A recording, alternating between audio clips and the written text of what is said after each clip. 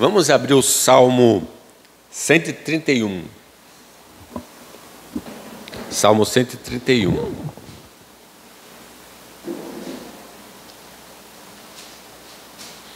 Nós podemos ler juntos, Salmo pequeno, calma em Deus, Salmo de Davi. Vamos ler então 3 versículos. Senhor, não é soberbo o meu coração, nem altivo o meu olhar. Não ando à procura de grandes coisas, nem de coisas maravilhosas demais para mim. Pelo contrário, fiz calar e sossegar a minha alma. Como a criança desmamada se aquieta nos braços de sua mãe, como essa criança é a minha alma para comigo. Espero, ó Israel, no Senhor, desde agora e para sempre. Amém. Nosso Deus, pedimos que o Senhor glorifique a sua palavra, que é lida em todo o mundo, e que o Senhor faça ela prosperar, gerando fruto de 100, 60, 30, para o louvor da sua glória. Que ela não volte vazia, ó Deus. Cumpra o teu propósito na vida da igreja, na vida dos pecadores ainda não regenerados. No nome do Senhor Jesus, amém. Essa afirmação do salmista Davi, Senhor, não é soberbo o meu coração. Interessante, isso só é possível porque ele estava andando no Espírito. Andar no Espírito e não satisfareis o desejo da carne. Ele não estava entristecendo o Espírito nesse momento da vida dele. Ele não estava apagando o Espírito. Porque nós só podemos andar direito com a ajuda do Espírito Santo. Então ele diz, Senhor, por isso ele afirma, Senhor, não é soberbo o meu coração. Quer dizer, ele está ausente da altivez nesse momento da sua vida. Observem que essa obra do Espírito Santo, ela começou no coração dele. Não é soberbo o meu coração. Ele está falando do homem dele interior, os seus pensamentos, seus sentimentos, a sua vontade, as suas motivações, tudo que brota dentro de nós antes de se tornar em ação. Ele diz que lá dentro do coração dele, Deus fez uma limpeza, libertou ele, afastou ele da soberba. Geralmente a gente pode identificar essa soberba interior nas novelas mentais a nosso respeito. Se eu penso que eu sou o herói, sempre sou o artista principal na minha novela mental, isso já está indicando essa contaminação interior. Não há um espírito de humildade, né?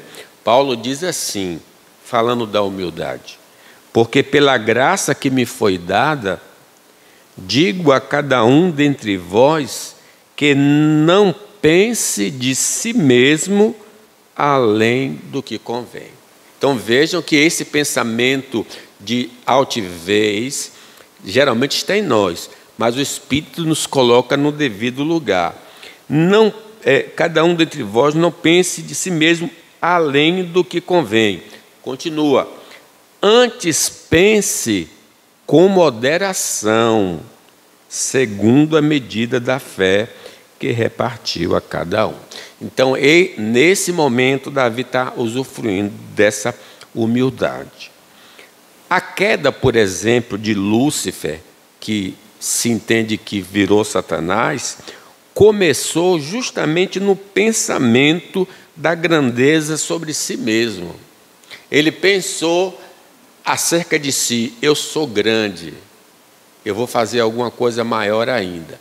E quando a gente lê o Velho Testamento, falando de um rei, essa comparação desse rei terreno com Lúcifer.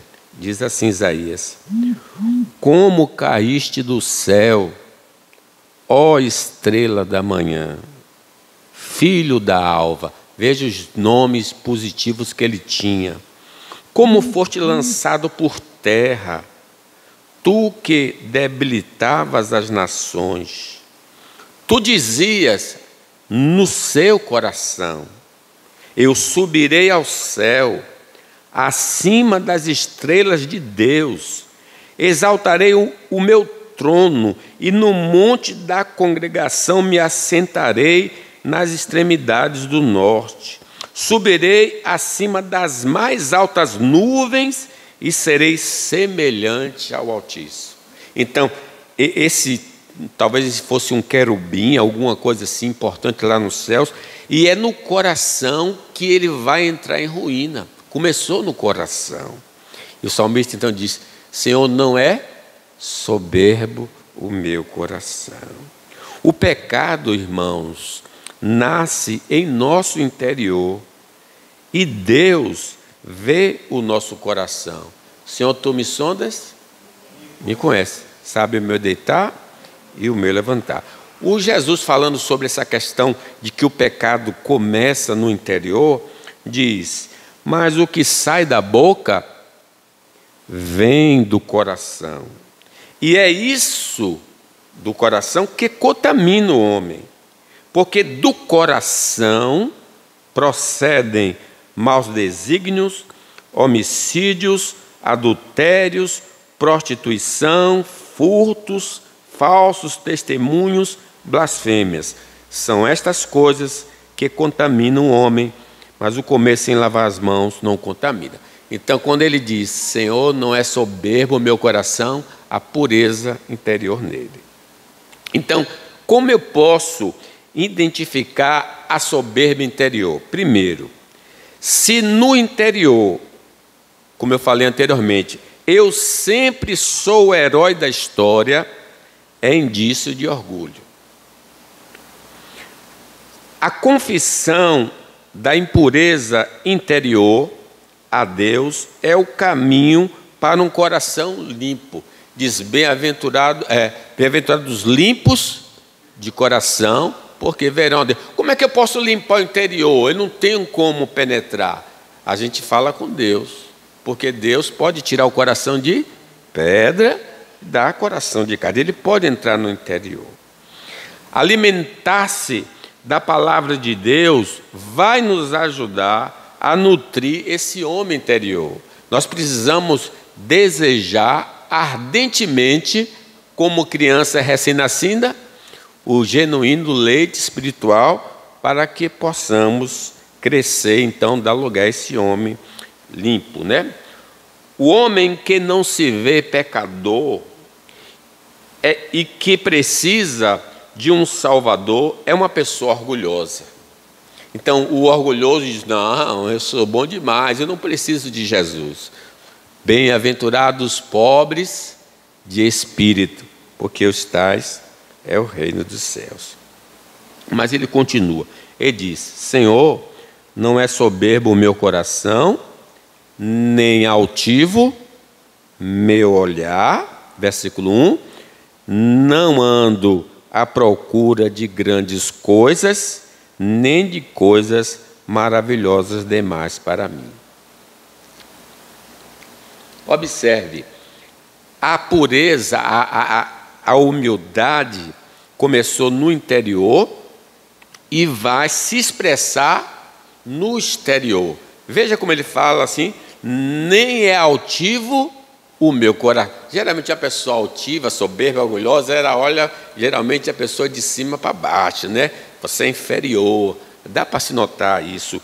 Então, as palavras, as ações, as obras vão revelar uma pessoa altiva. Nem altivo o meu olhar. E também das coisas que ela procura fazer, né? Não anda à procura de grandes coisas, nem de coisas maravilhosas demais para mim. Vejam que a gente tem como modelo de humildade o Senhor Jesus. Jesus é o exemplo que ele é Deus. mas diz a palavra que nós devemos ter o mesmo sentimento interior que houve também em Cristo. Imagine ele aqui na terra.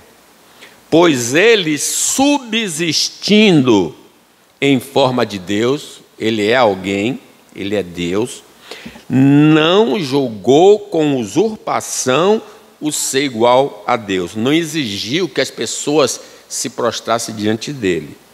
Antes, a si mesmo se esvaziou, assumindo a forma de servo, se tornou como um de nós, tornando-se semelhante em semelhança de homens, e reconhecido em figura humana, a si mesmo se humilhou, tornando-se obediente até a morte e morte de cruz. Então, Cristo é um modelo de comportamento.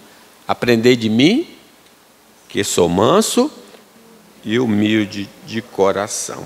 O cristão, então, deve estar apto para fazer coisas grandes, mas também coisas pequenas. A humildade nos habilita a caminhar por esses dois caminhos, a andar por esses caminhos. Jesus, novamente, é o exemplo para nós. Em João 13, depois de lhes ter lavado os pés, Jesus lavou os pés do discípulo. No caso daquele tempo, o escravo mais humilde é que lavava os pés das pessoas. Aí Jesus lavou os pés dos discípulos. Tomou as vestes e, voltando à mesa, perguntou-lhes: compreendeis o que eu vos fiz? Vós me chamais o Mestre e Senhor, e dizeis bem, porque eu sou. Ora, se eu, sendo Senhor e Mestre, vos lavei os pés, também vós deveis lavar os pés uns dos outros, porque eu vos dei o exemplo, para que, como eu vos fiz, façais vós também. Em verdade vos digo que o servo, nós somos os servos, não é maior do que o seu senhor, nem o enviado maior do que aquele que o enviou. Ora, se sabeis estas coisas, bem-aventurados sois se as praticardes. Então veja que Jesus quer um modelo, que sigamos esse modelo dele.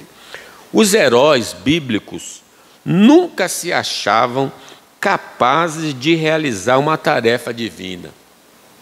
Quando você vê o chamado dos profetas, Jeremias diz: quem sou eu? Sou uma criança, não sei nem falar. O profeta Isaías também chora muito, porque se vê como um homem de lábios impuros, e Deus vai chamá-lo. Então, quando a gente examina toda a Escritura, Moisés, por exemplo, quando foi chamado pelo Senhor, Moisés disse: eu não sei falar, eu sou gago, eu não sei falar direito, manda outro, não vou não. A gente encontra aqui, eu quero ler esse texto de Gideão, quando Deus aparece a Gideão para ele libertar o povo.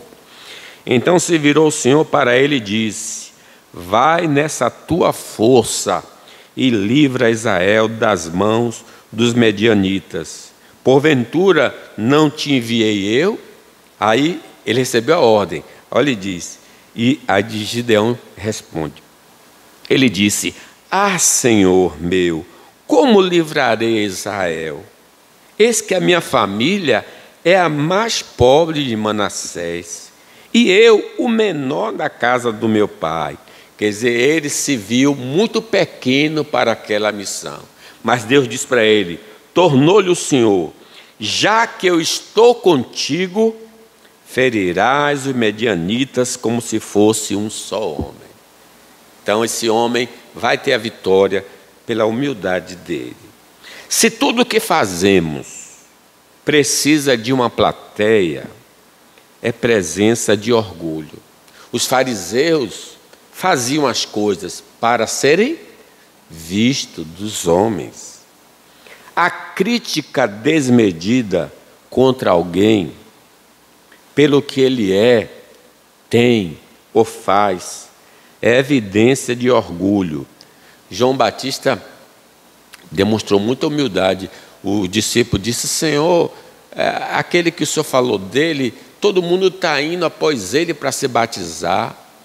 Você não vai fazer nada? E João Batista disse para ele: importa que ele cresça e que eu diminua. Eu já cumpri a minha tarefa, agora ele vai dar o seguimento.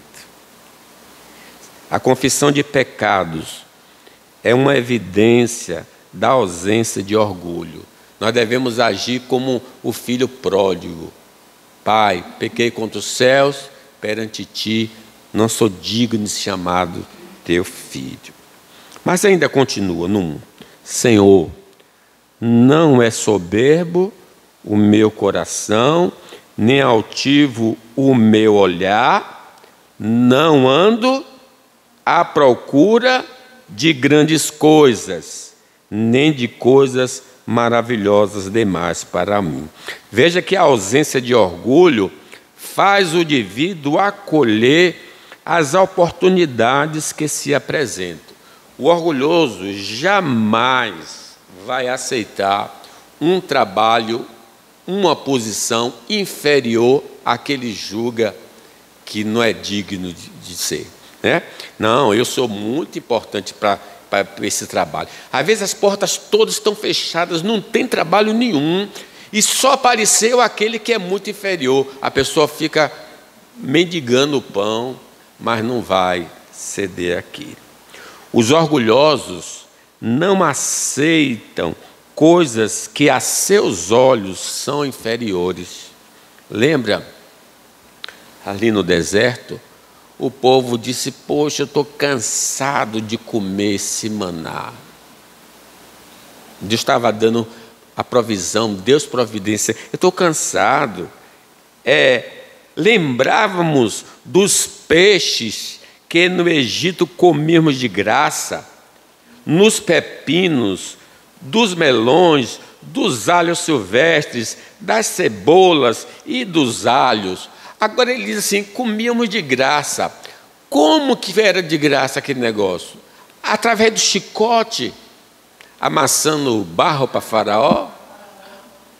Amassando barro para Faraó, diz que é de graça. E diz aí a palavra, diz assim, eles dizendo: agora, porém, seca-se a nossa alma e nenhuma coisa vemos senão este maná.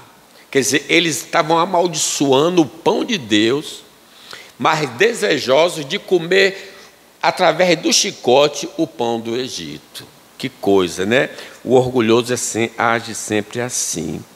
O servo humilde do Senhor vai glorificar a Deus em qualquer situação que estiver enfrentando, seja boa ou má. A gente leu na abertura do culto, Jó perde todos os bens, perde os filhos, diz: o Senhor me deu, o Senhor tomou, bendito seja o nome do Senhor. Paulo, falando da vida dele, digo isto não, ele recebeu uma oferta, né? Digo isso não por causa da pobreza, porque aprendi a viver contente em qualquer situação. Eu aprendi. Tanto sei estar humilhado, sem as coisas, né? Como também ser honrado. De tudo e em todas as circunstâncias já tenho experiência, tanto de fartura como de fome, assim de abundância como de escassez. Tudo posso naquele que me fortalece. Esse é o ideal. É isso que nós devemos buscar. Então, não é pecado querer escolher coisas boas, né? Graças a Deus, a gente fica triste por um lado, mas para vocês entenderem o drama de Igor, Igor estava indo para São Paulo em 15 em 15. Só passagem aérea é uma nota. Ele ia trancar. Ele veio na última agora e disse: eu vou trancar porque não tenho condição de ficar indo assim. Mas nesse dia, Marta recebeu a notícia que ela passou num concurso lá em São Paulo. Como Deus é maravilhoso, né, gente? Deus é muito bom. Então eles vão pegar a malinha e vão para lá.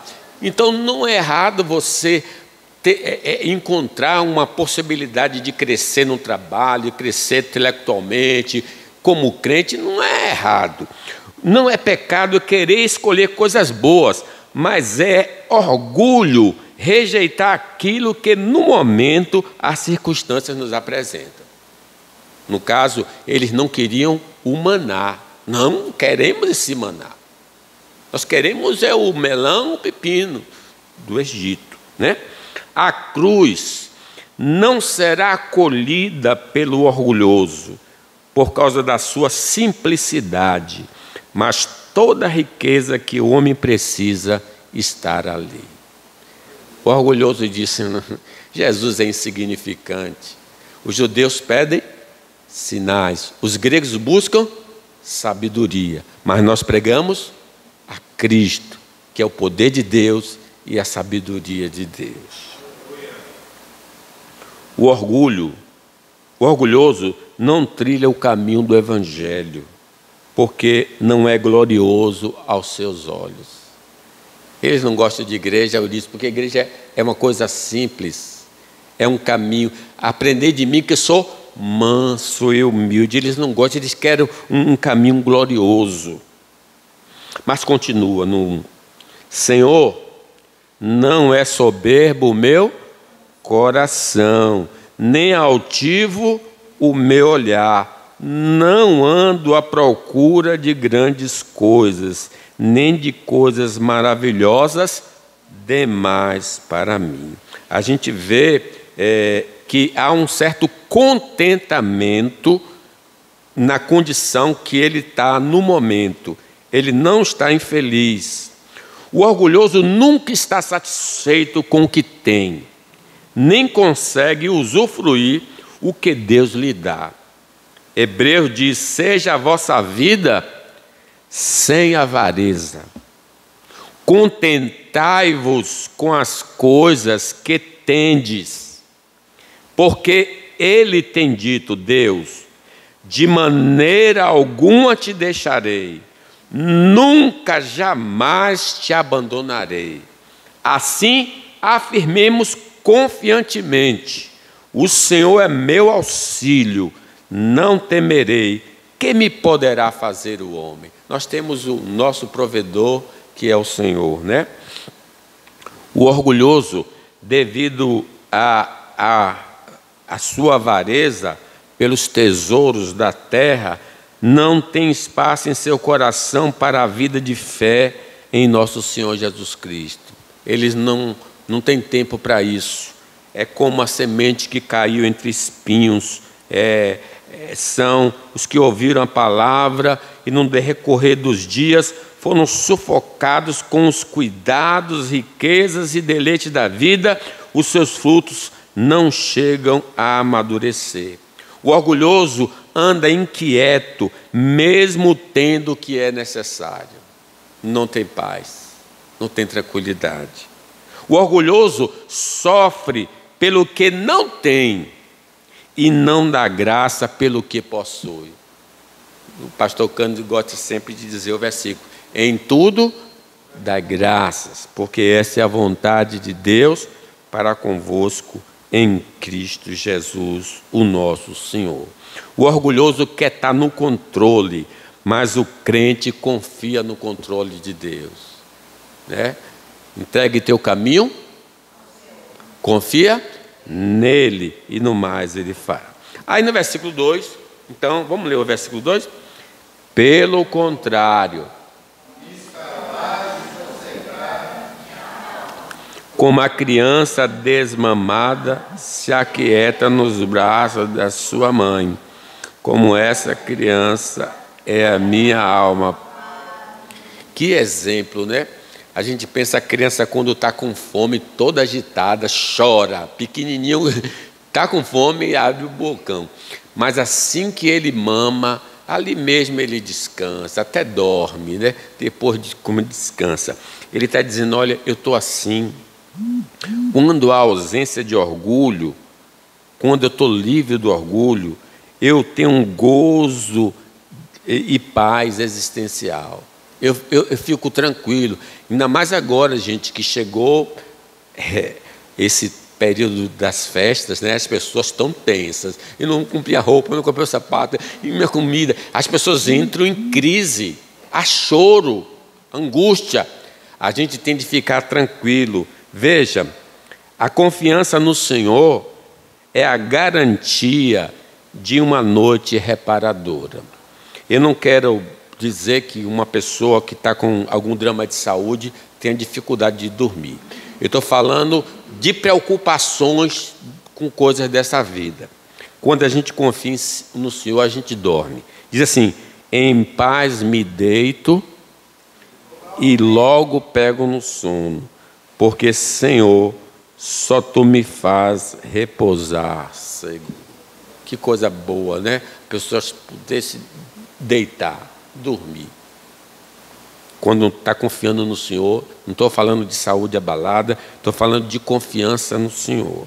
No Salmo 127, 2: inútil vos será levantar de madrugada, repousar tarde, comer o pão que penosamente granjeaste, aos seus amados Ele o dá enquanto dorme. Deus já está trabalhando por mim e por você, para o próprio dia de amanhã. A confiança na providência de Deus produz tranquilidade na vida. Confia no Senhor. Saber que tudo coopera para o bem daquele que ama a Deus produz satisfação. Tudo está contribuindo para o nosso bem. Deus está na frente. E por fim, versículo 3, leamos. Vamos ler? Espera, ó Israel, no Senhor, desde agora. Ele está dizendo assim, está mostrando um caminho para nós. Vamos olhar para Deus, vamos esperar em Deus. O próprio Deus nos convida: vinde a mim, todos que estáis cansados e sobrecarregados, e eu vos aliviarei. Então, nesse período, a gente devia ir ao Senhor.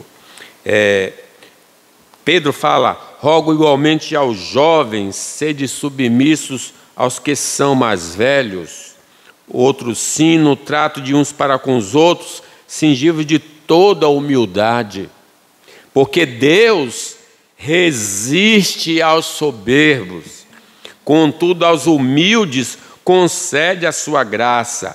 Humilhai-vos, portanto, sobre a poderosa mão de Deus, para que Ele, em tempo oportuno, vos exalte, lançando sobre Ele toda a vossa ansiedade, porque Ele tem cuidado de vós. Amém, né, irmãos? Então, Deus é criador, sustentador, governador, redentor de toda a terra. Mas nós somos o quê? Somos pó. Tu és pó e ao pó voltarás. Reconhecer que dependemos de Deus, mas Deus não depende de nós. Nós precisamos estar sempre buscando o Senhor. Buscar o Senhor enquanto se pode achar. Ninguém pode receber nada se do alto não lhe for concedido. Então, que Deus nos dê a graça de gozar dessa experiência que o salmista disse: Senhor, não é soberbo o meu coração, nem altivo o meu olhar. Não ando à procura de grandes coisas, nem de coisas maravilhosas demais para mim.